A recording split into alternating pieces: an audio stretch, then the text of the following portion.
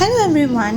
Today I'm going to read a fairy tale story for you all, and the name of the story is The Snow Queen, Part 1. Now let's get started with the story. The Snow Queen by Hans Christian Andersen.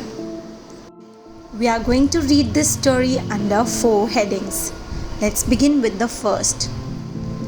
Once there was a wicked sprite that enjoyed playing tricks on others.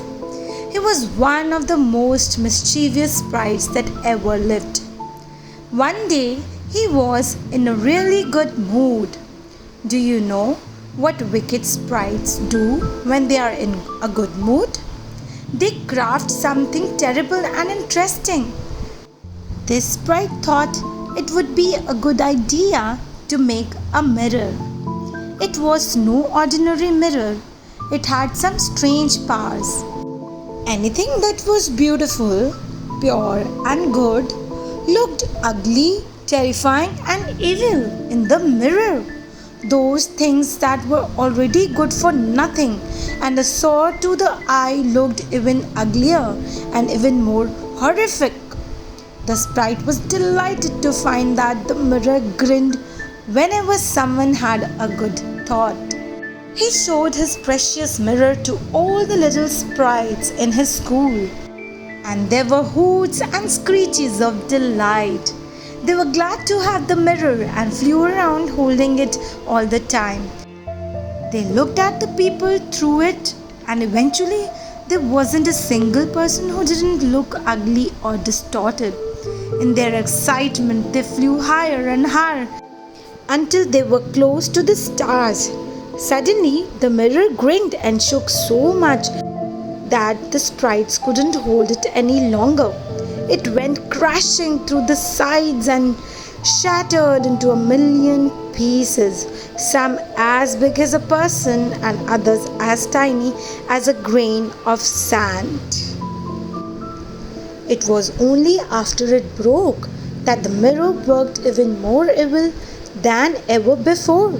Anybody who got a grain of the shattered mirror in their eye saw the world as a bleak and ugly place.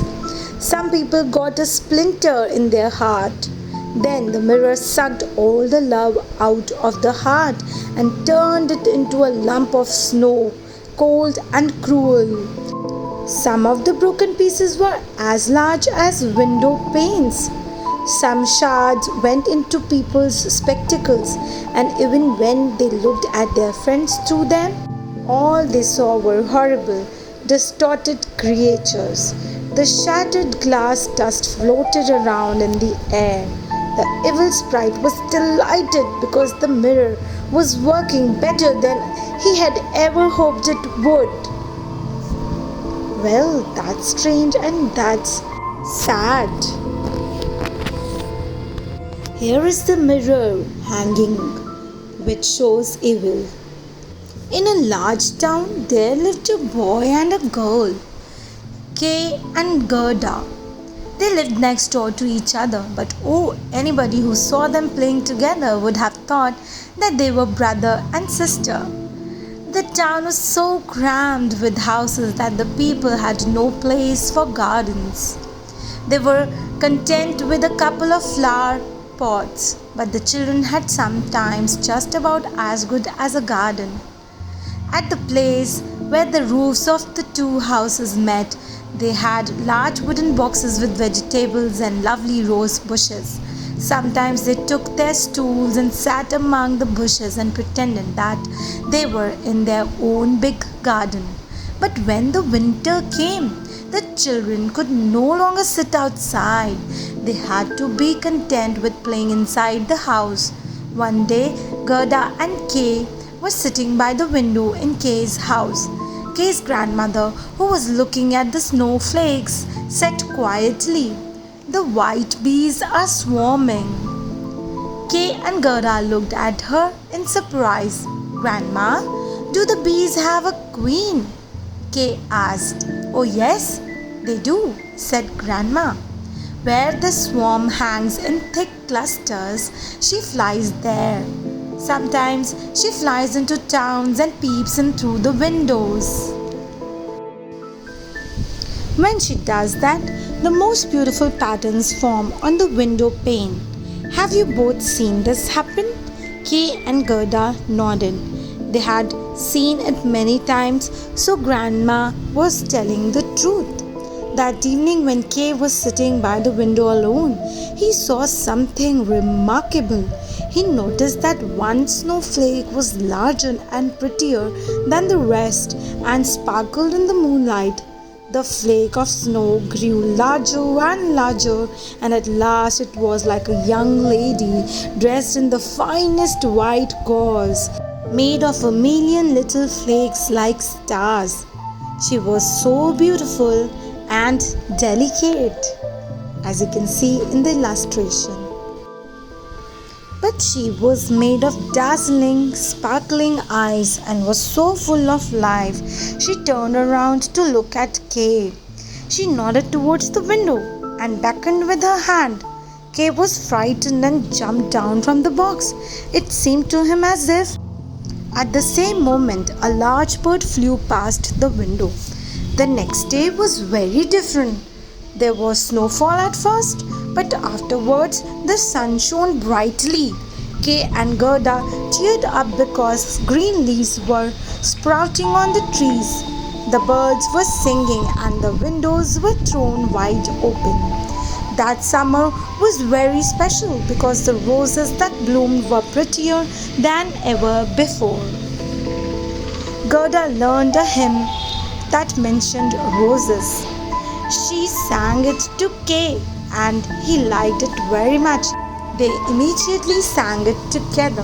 The rose in the valley is blooming so sweet, and angels descend there the children to greet. They felt so good after singing it that they went around kissing the roses. They enjoyed that summer thoroughly, and their memories were full of the fresh rose bushes, warm sunshine, and laughter. Wow, what beautiful scene it might have been.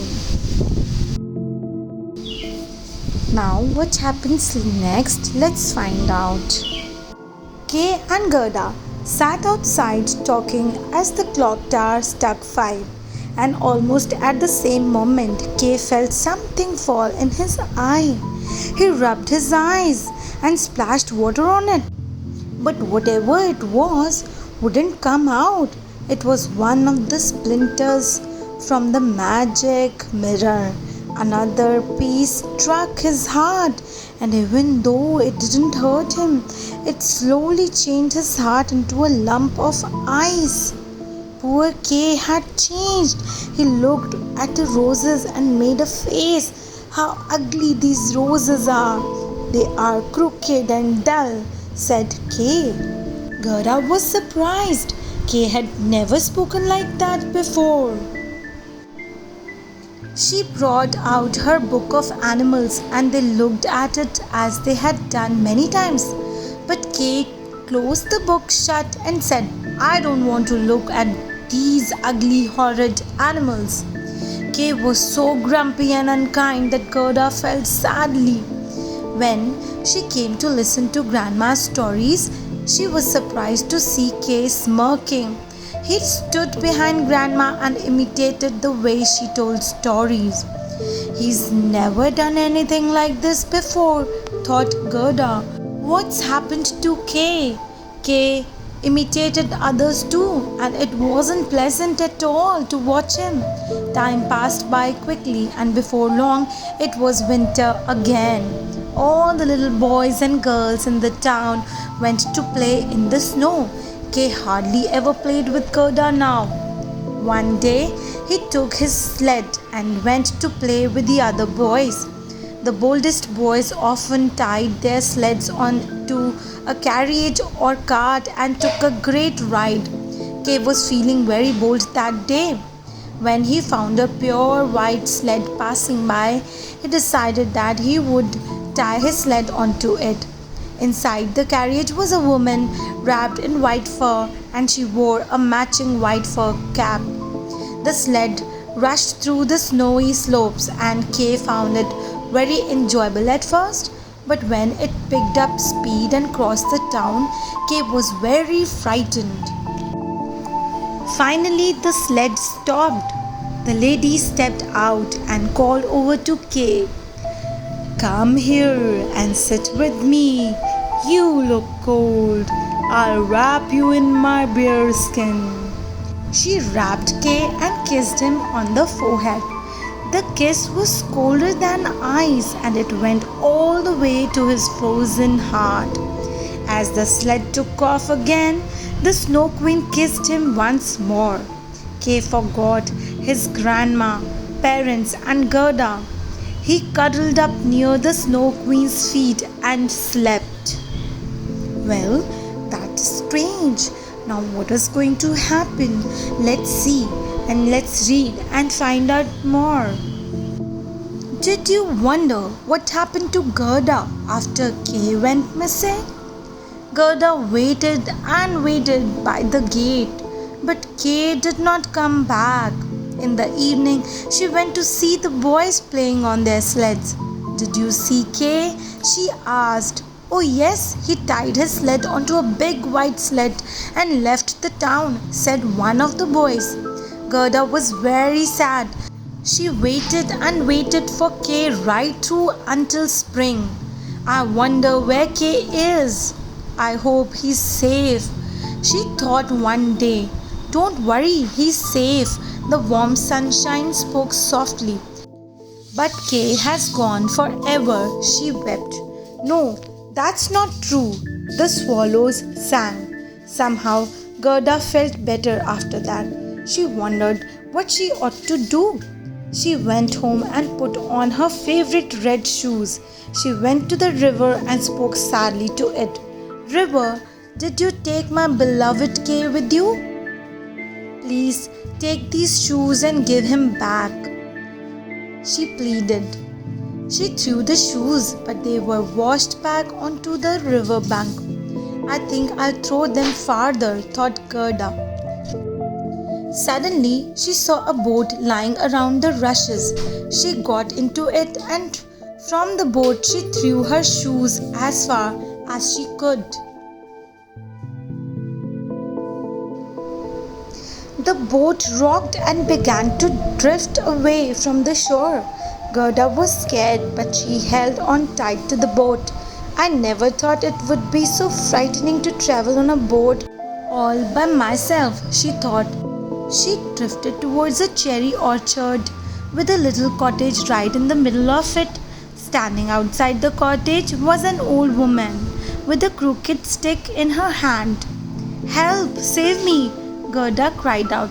The woman looked up sharply and before long she came rushing towards the stream and gently lifted Gerda off the boat.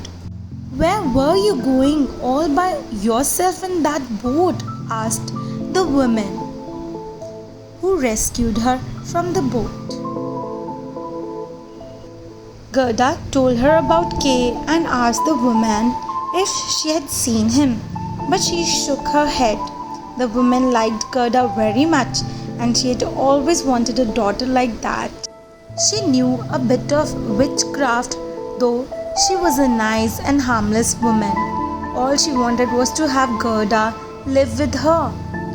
I'm sure the rose bushes in my garden will remind this little girl about her home and her friend, thought the woman. I'll use a bit of magic to hide them. She waved her crooked stick over the rose bushes and they sunk into the ground. Then she softly combed Gerda's long hair and said, You shall live here, little girl, and we'll get along wonderfully. It was almost as if Gerda was under some sort of spell. She stayed with the women for a long time. They lived very happily, but one day she noticed a rose in the woman's bonnet. The woman had forgotten to hide it. She went into the flower garden and searched everywhere for another rose, but she couldn't find one anywhere. Slowly Gerda sat down on the ground. Oh, not a single rose can I see here, Gerda cried out. The hot tears from her eyes splashed on the earth, and immediately all the rose bushes pushed their way out of the ground. The moment she set eyes on the roses, all her memories of Kay came rushing back. The girl looked everywhere, but the woman was nowhere around. Without waiting for a moment, Gerda pushed open the rusty gate and ran out as fast as she could, even though nobody was chasing her. "Okay, how did I forget you?" said Gerda. "I must look after you. Spring and summer have passed, and it's autumn already." Back in the cherry orchard, it had been spring forever, but outside the leaves had turned yellow and autumn was fast approaching. And this is the end of the story part 1, The Snow Queen. Please stay tuned for part 2, wherein you'll get to know if Gerda is able to find Kay or not. Now there is a quiz for you all, and the quiz is: please guess the scene from this story and type in the comment box. The lucky winner from the right comment will get a shout out in my next story, that is The Snow Queen Part 2. So children, hurry up and write your comments below. Do not lose this chance. I know you know the answer. Thank you so much. Bye bye. Happy learning.